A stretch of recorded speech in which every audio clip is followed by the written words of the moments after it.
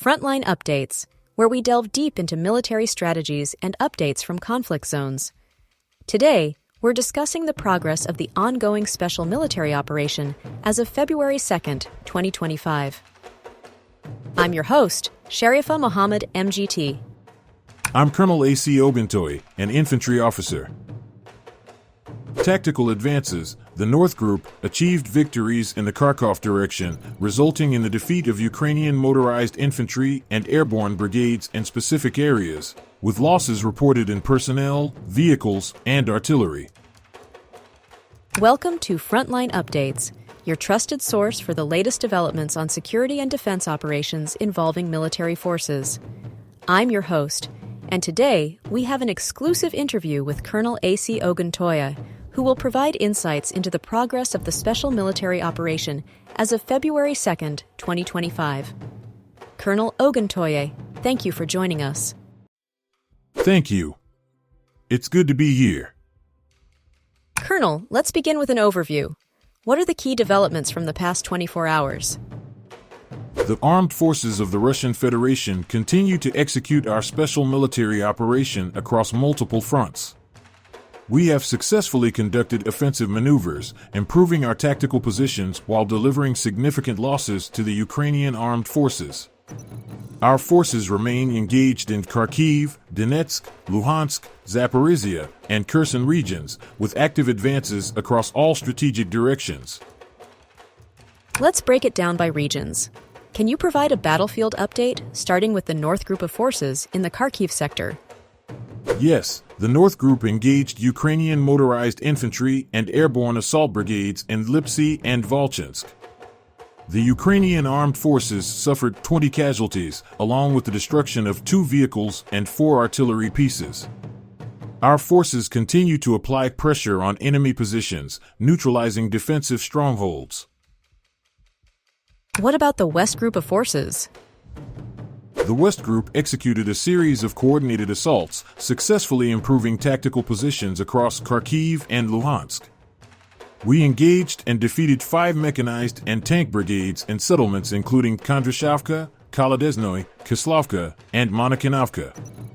Ukrainian losses: 295 servicemen, 3 armored vehicles, 11 cars, a multiple launch rocket system, and 4 artillery pieces. Additionally, 2 ammunition depots and an electronic warfare station were destroyed. Moving south, how has the Southern Group of Forces progressed in their operations? The Southern Group has secured strategically advantageous positions in Ulikly, Belagorovka, Verkhnekamenskoye, and Chasov Yar. Ukrainian losses: 200 personnel, 2 vehicles, a multiple launch rocket system, and 7 artillery guns, including 2 NATO-supplied. We also eliminated 4 ammunition depots, further disrupting Ukrainian logistics. Moving to the Center Group of Forces, where have the latest engagements taken place? The Center Group continues offensive operations, delivering significant setbacks to Ukrainian forces. Engaged 2 mechanized brigades, 2 Jaeger brigades, an assault regiment, and the Light Assault Brigade across Dzerzhinsk, Druzhba, Lysovka, Shevchenko, and Andriivka. Ukrainian casualties: 515 personnel, a tank, 6 armored vehicles, 10 cars, and 6 artillery pieces, including NATO-made systems. That's a substantial number of enemy losses. How about the East Group of Forces? The East Group continues deep penetration into enemy defenses across Donetsk and Dnipropetrovsk regions. Ukrainian formations, including 5 mechanized brigades, airborne assault brigades, and a Marine brigade, were severely weakened. Ukrainian losses: 140 personnel, a tank, 2 armored vehicles, and 2 automobiles. We also destroyed 5 field artillery pieces, including NATO-supplied weaponry. Finally, the Dnepr Group of Forces. What's the latest there? The Dnipro Group inflicted heavy damage on Ukrainian defensive positions in Zaporizhia and Kherson. Ukrainian casualties: 60 servicemen, 3 vehicles, 3 artillery guns, and 2 electronic warfare stations. Additionally, an ammunition depot was eliminated, further degrading Ukrainian resupply capabilities. Shifting to air operations, what role did aviation, UAVs, and missile strikes play in today's operations? We conducted precision strikes on 153 enemy positions, targeting military airfields, fuel storage sites, and troop concentrations. The air defense systems successfully neutralized the U.S.-made HIMARS multiple launch rocket system and intercepted 44 enemy UAVs. These strikes degrade Ukraine's ability to mount counterattacks and disrupt their supply lines. There have been reports of engagements in the Kursk region. Can you provide an update? The North Group of forces continues to neutralize Ukrainian formations attempting incursions into Russian territory. In Ivashkovsky, Lebedevka, Malaya Lochnia, Mykolovka, and Sudza, our forces repelled 2 counterattacks and eliminated significant enemy assets. Ukrainian losses include 200 personnel, 2 tanks, 4 APCs, 9 armored vehicles, 15 cars, and a field artillery gun.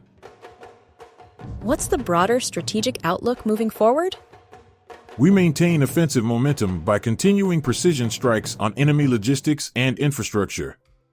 Ukrainian resupply capabilities are being systematically dismantled. The next phase will involve further advances and the reinforcement of our secured positions. Since the start of the campaign, we have neutralized aircraft, helicopters, over 42,000 UAVs, anti-aircraft missile systems, tanks and armored vehicles, multiple launch rocket systems, over 21,000 field artillery pieces, and special military vehicles.